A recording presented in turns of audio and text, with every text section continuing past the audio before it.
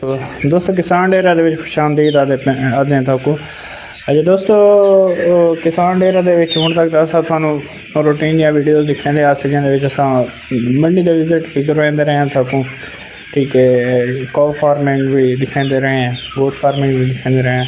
ਤਾਂ ਜਿਵੇਂ ਕਿ ਤੁਹਾਨੂੰ ਪਤਾ ਹੈ ਕਿ ਸਪੋਰਟਰੀ ਫਾਰਮਿੰਗ ਨਾਲ ਸਟਾਰਟ ਕੀਤੀ ਹੈ ਤਾਂ ਇਹਦੇ ਵਿੱਚ ਅਸਾਂ ਤੁਹਾਡੇ ਵਾਸਤੇ ਇੱਕ ਸੀਰੀਜ਼ ਗਿਣ ਕੇ ਆਉਂਦੇ ਪਏ ਜਿਹਦੇ ਵਿੱਚ ਅਸਾਂ ਤੁਹਾਨੂੰ ਡੇਲੀ ਕੀਤੀ ਰੂਟੀਨ ਲਿਖਿਆ ਸੋ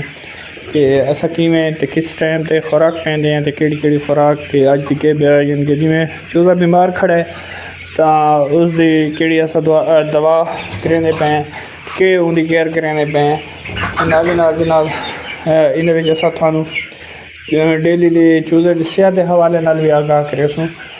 तो हूँ जे अज इस यानी कि असा पहली वीडियो स्टार्ट करेंदे पे फर्स्ट डे तो थोक लिखे ने इस टाइम 6 बजते पे ठीक है शाम 6 बजे का टाइम तो शाम का फीड का टाइम हो गया सारा तो असा फीड भी पैंदे हैं थोक लिखेंदे भी हैं भी असा किमें खुराक पैंदे हैं तो उसके नाल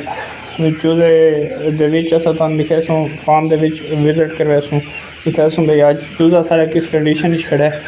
तो आई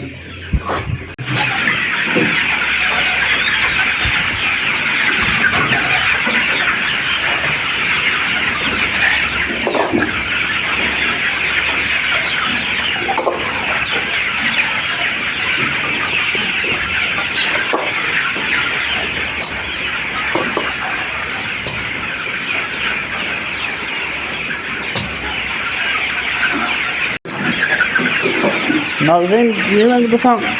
देते पे सारे सैटअप अस इस टाइम खुराक पैंदे पे तो असूलन का सारे को मौजूद होने चाहिए हैं तकरीबन खुराक के 3 डब्बे क्योंकि सारे को 1500 चूजा है तो 3 डब्बे सारे को मिनिमम खुराक होने चाहिए हैं लेकिन क्योंकि सारे नवा सैटअप है बिल्कुल तो उस हिसाब असा जिस टाइम गए लोगों ने मशवरा किया तो सानू ये दसा गया कि तुसा यानी कि 20-25 डब्बे गिन के आओ तो 25 डब्बे असा वैसे गिन के आए 3 डब्बे मैं ज़्यादा पिया दे क्यों होर होने चाहिए यानी कि मिनिमम तुम आ सकते हो कि 50 डब्बा हो गया सारे को तो सारा जड़ा फीड का प्रोसेस आई सारे यानी कि चिक्स जितने भी ये ईजली आराम नाल खड़ो के आप फीडिंग करें ना इंशाल्लाह वो भी असा बे डब्बे मुआवने थोड़े नाल वो भी शेयर करें जिस टाइम वो डब्बे आसे बाकी तुम देख सकते हो चूजा इस टाइम किमें एक्टिव है फीड वास्ते जोर ज़बरदस्ती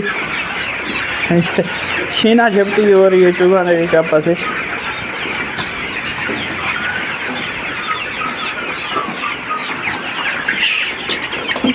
चलो चलो चलो चलो बोल दोस्तों जी तुम देख सकते हो असा अपने फीड वाले जितने भी डब्बे हैं वरसा रख छोड़ तो असा दवाई पाती है चूजा यानी कि गर्मी तो बचाने वास्ते इन्होंने असा लस्सी पाती है जिन्हें 3 किलो दूध ते नाल ब्रोफन 400 ml पानी के ऐड किया है तुम देख सकते हो भी सारे इस टाइम पानी वाले घड़े बिल्कुल खाली असा इन्होंने यानी कि फीड करवाया है तो फीड करवाने के बाद एक यानी कि हूँ श्योर हो गया सानू भाई मुकम्मल तौर पर मेडिसन जी भी है इन्हें पी छोड़ी है